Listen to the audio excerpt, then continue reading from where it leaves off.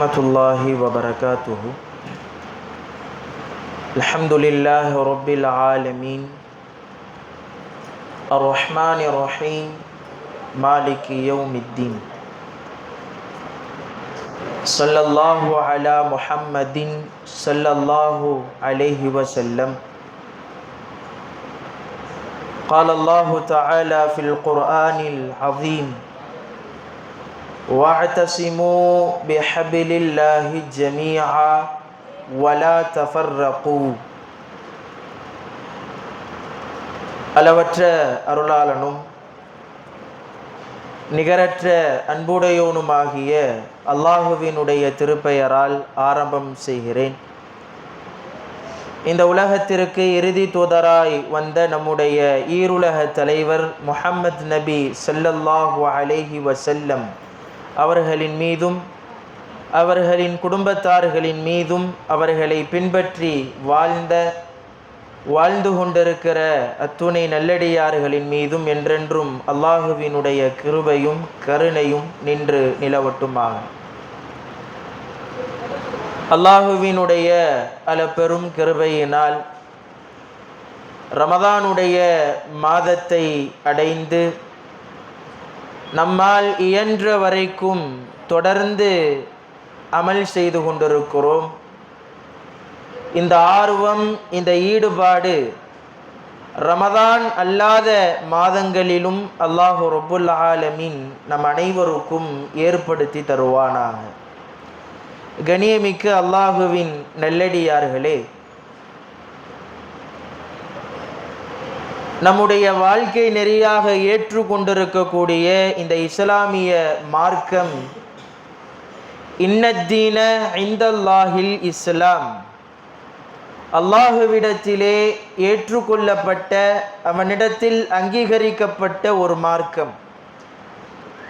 அந்த மார்க்கத்தில் இப்போது நாமெல்லாம் தொடர்ந்து பயணித்து கொண்டிருக்கிறோம். இந்த மார்க்கத்தை பொறுத்த வரைக்கும்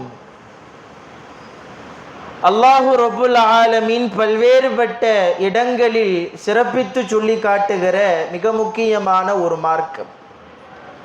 இந்த உலகத்தில் நிறைய மதங்கள், சித்தாந்தங்கள், கொள்கைகள், கோட்பாடுகள் அன்றைக்கு உருவானது, இன்னும் உருவாகி கொண்டுதான் இருக்கிறது.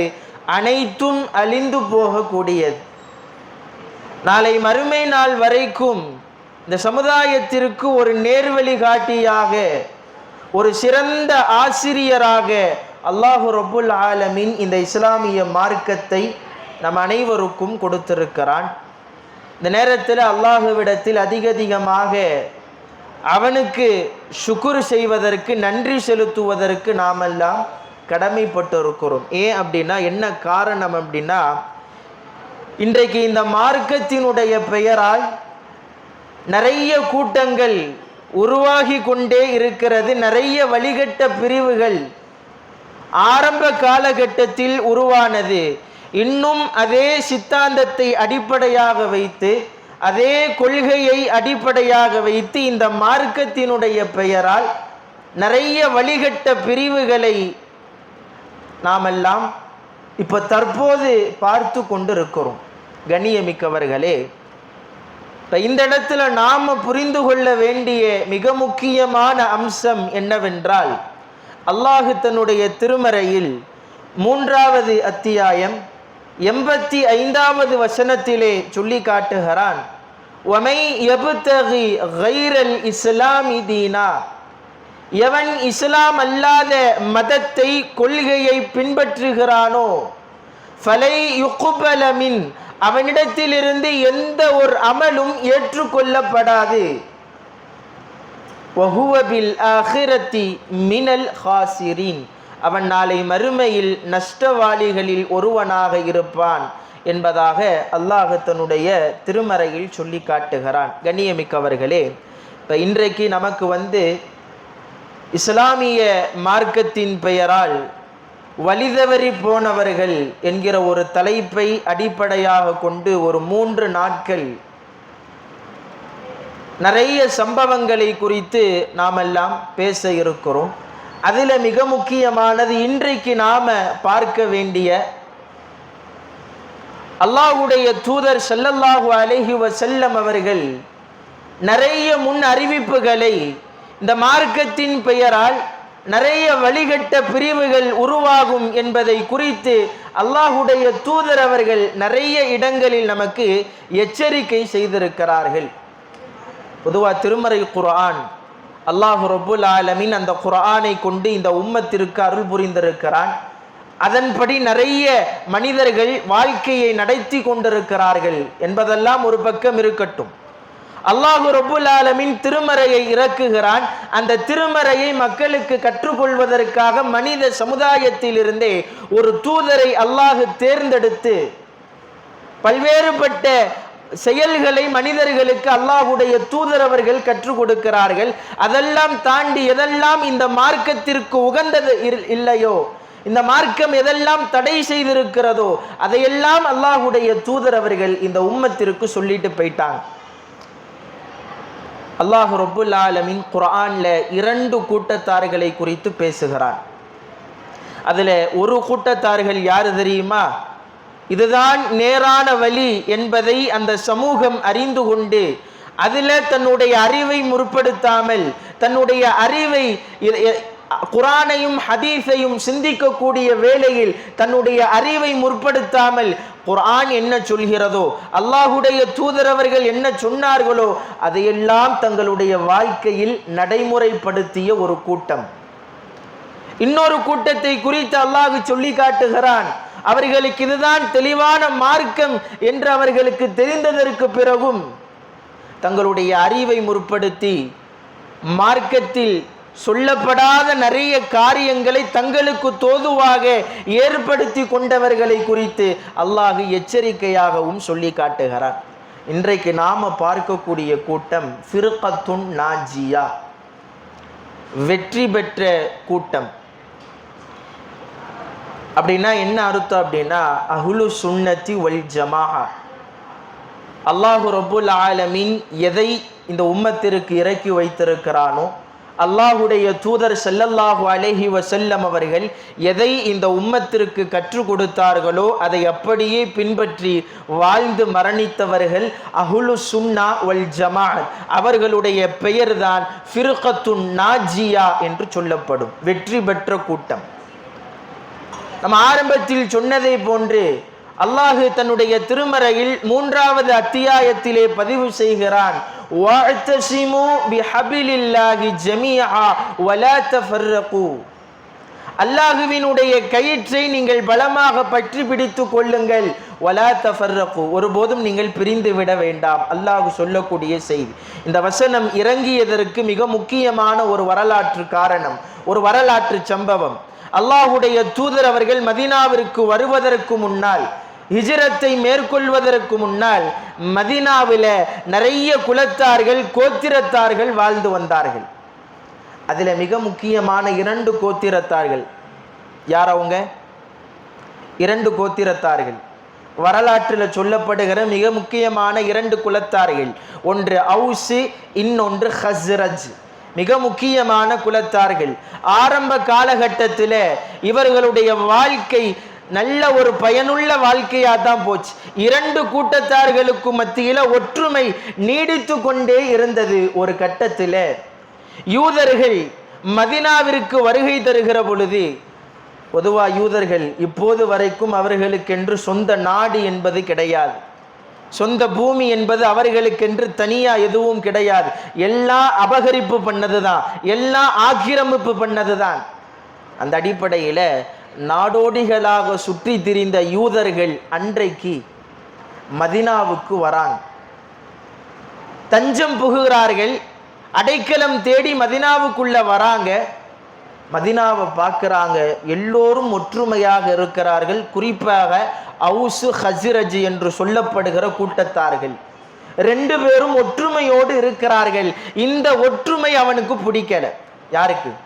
யூதனுக்கு இந்த ஒற்றுமை பிடிக்கல, இவன் ஒற்றுமையாக வாழ்ந்தான் என்று சொன்னால் இந்த மதீனத்து நகரில் நம்மால நிம்மதியா இருக்க முடியாது. 2 பேருக்கும் ஒரு சின்ன பிரச்சனையை ஏற்படுத்துறான்.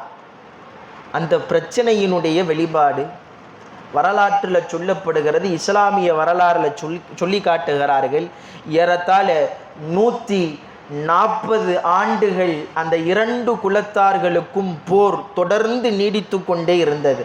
நிறைய இழப்புகளை அந்த 2 குலத்தார்களும் சந்தித்தார்கள். நிறைய உயிரிழப்புகள் 2 கூட்டத்தார்களுக்கும் ஏற்பட்டது. எவ்வளோ வருஷம்? 1 வருஷம் 2 வருஷம் இல்லை, ஏறத்தாழ 140 ஆண்டுகள் அந்த 2 குலத்தார்களுக்கும் பிரச்சனை நீடித்து கொண்டே இருந்தது. சின்ன பிரச்சனை தான், கொடுக்கல் வாங்கல் பிரச்சனை தான், ரொம்ப பிரச்சனைலாம் இல்லை. அந்த பிரச்சனையை ஏற்படுத்துகிறான். 140 ஆண்டுகள் 2 குலத்தார்களும் அடித்து சாவுறாங்க, ஒருவரை ஒருவர் கொல்லப்படுகிறார்கள் அந்த போர்க்களத்தில். அப்படி இருக்கக்கூடிய சமயத்தில் அல்லாஹுடைய தூதர் அவங்க என்ன பண்ணுறாங்க, மதீனாவுக்கு ஹிஜ்ரத்து பண்ணுறாங்க. ஹிஜ்ரத்து பண்ணிட்டு அல்லாஹுடைய தூதர் அவர்கள் அந்த குலத்தார்களுக்கு சகோதரத்துவத்தை ஏற்படுத்துகிறார்கள். அல்லாஹு தன்னுடைய திருமறையில சொல்லி காட்டுகிறான், வத்குரு நிஅமத்தல்லாஹி அலைக்கும் இஸ் குன்தும் அஅதா. அல்லாஹு ரப்புல் ஆலமீன் உங்கள் மீது புரிந்திருக்கக்கூடிய அருட்கொடையை, அந்த நிஅமத்தை நீங்கள் சிந்தித்து பாருங்கள். இது குன்தும் அஅதா, நீங்கள் அப்போது எதிரிகளாக இருந்தீர்கள். ஃபஅல்லஃப பைன குலூபிக்கும், உங்களுடைய உள்ளங்களுக்கு மத்தியில் நாம் இணக்கத்தை ஏற்படுத்தினோம். ஃபஅஸ்பஹ்தும் இஹ்வானா, அந்த இணக்கத்தின் மூலமாக, அந்த அன்பின் மூலமாக நீங்கள் சகோதரர்களாக மாறினீர்கள் அப்படின்னு அல்லாஹ் சொல்லி காட்டுகிறான். இப்போ 140 ஆண்டுகள் தொடர் போர்க்களத்தை சந்தித்த அந்த கூட்டம் அல்லாஹுடைய தூதருடைய வருகைக்கு பிறகு, திருமறையினுடைய வசனங்களினுடைய அந்த தாக்கத்திற்கு பிறகு நேரான வழியை அந்த சமுதாயம் அடைந்தது. அல்லாஹ் அதே வசனத்திலே சொல்லி காட்டுகிறான், வகுந்தும் அலா ஷஃபா ஹுஃப்ரத்தின் மினன்னார், நரகத்தினுடைய விளிம்பிலே நீங்கள் நின்று கொண்டிருந்தீர்கள். நரகத்தினுடைய விளிம்பிலே நீங்கள் நின்று கொண்டிருந்தீர்கள். நாம என்ன பண்ணோம், நேரான வழியை உங்களுக்கு காண்பித்து ஒரு சிறந்த சமுதாயமாக உங்களை நாம உருவாக்கினோம் என்று அல்லாஹ் சொல்லி காட்டுகிறான். இதுதான் ஃபிர்கத்துன் நாஜியா. யாரெல்லாம் குர்ஆன் சுன்னா அடிப்படையில் வாழ்ந்து மரணிக்கிறார்களோ, ஒரு முன்மாதிரி சமூகமாக மற்ற மனிதர்களுக்கு யாரெல்லாம் வாழ்ந்து காட்டினார்களோ, அப்படிப்பட்டவர்களுக்கு ஃபிர்கத்துன் நாஜியா, வெற்றி பெற்ற கூட்டம் என்று இஸ்லாமிய வரலாற்றில் ஒரு பெயர் சொல்லப்படுகிறது. கண்ணியமிக்கவர்களே, கொஞ்சம் சிந்திச்சு பாருங்களேன், இஸ்லாமிய வரலாறை கொஞ்சம் புரட்டி பாருங்க. முதலாக இஸ்லாத்தினுடைய பெயரால் ஒரு வழிகட்ட கூட்டம் உருவாச்சு. பேர் என்ன? இஸ்லாத்தினுடைய பெயரால் ஆரம்ப காலகட்டத்தில் ஒரு வழிகட்ட பிரிவு இஸ்லாமிய மார்க்கத்தை விட்டு வெளியேறியது. ஹவாரிஜிகள் என்று சொல்லப்படுகிற ஒரு வழிகட்ட பிரிவு. இன்னைக்கு ஹவாரிஜிகளில் ஆரம்பித்து அஹ்மதியாக்கள் என்று சொல்லப்படுகிற காதியானிகள் வரைக்கும் இன்றைக்கு இஸ்லாத்தினுடைய பெயரால் வழிகட்ட பிரிவுகள் தொடர்ந்து உருவாகி கொண்டே இருக்கிறது என்று சொன்னால், நாம இந்த இடத்துல சிந்திக்க வேண்டிய விஷயம் என்ன தெரியுமா? குர்ஆன் சுன்னாவிற்கு எப்பொழுது நாம் அப்பாற்பட்டு வாழ்கிறோமோ, என்னைக்கு எனக்கு குர்ஆன் தேவையில்லை, அல்லாஹுடைய தூதருடைய வழிமுறை எனக்கு தேவையில்லை என்று ஒரு முடிவெடுத்து கொண்டு தனக்கென்று ஒரு பாதையை எவன் உருவாக்கி கொண்டானோ, ஒன்று அவன் வழிகட்டு போவான், அல்லது அவனை பின்பற்றுகிற ஒரு கூட்டம் வழிகட்ட கூட்டம் உருவாகும். இதுதான் அடிப்படை.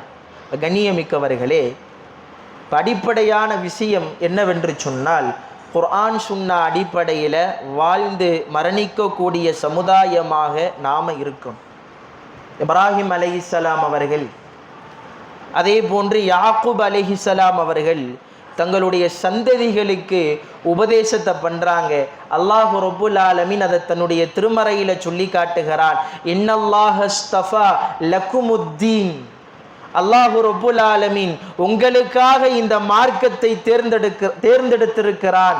ஃபலா தமூதுன்ன இல்லா வ அன்தும் முஸ்லிமூன். நீங்கள் மரணிக்கிற பொழுது அல்லாஹ்விற்கு கட்டுப்பட்டவர்களாக, ஒரு இஸ்லாமியனாக, ஒரு முஸ்லிமாக நீங்கள் மரணிக்க வேண்டும் என்பதாக இப்ராஹிம் அலைஹிஸ்ஸலாம் அவர்கள் தங்களுடைய பிள்ளைகளுக்கு உபதேசம் பண்றாங்க. அதே போன்று யாக்கூப் அலைஹிஸ்ஸலாம் அவர்கள் தங்களுடைய பிள்ளைகளுக்கு உபதேசம் பண்ணாங்க. அப்படின்னா இன்னைக்கு நாம இந்த இடத்தை, இந்த வசனத்தை ஆழமாக சிந்திப்பதற்கு கடமைப்பட்டு இருக்கிறோம்.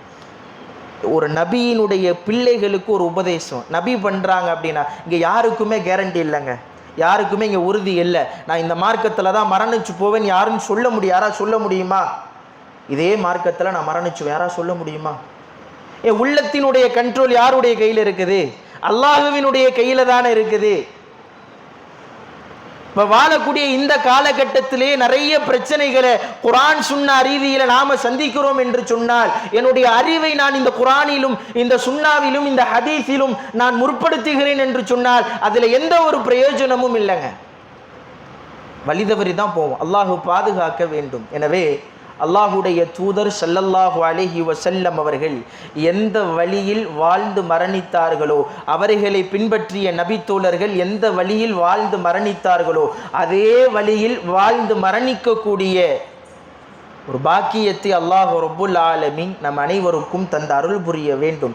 அல்லாஹுடைய தூதர் ஸல்லல்லாஹு அலைஹி வஸல்லம் அவர்கள் இது போன்ற வழிகட்ட கூட்டங்களுக்குண்டான ஒரு முன் எச்சரிக்கையை இந்த சமுதாயத்திற்கு சொல்லிட்டு போறாங்க.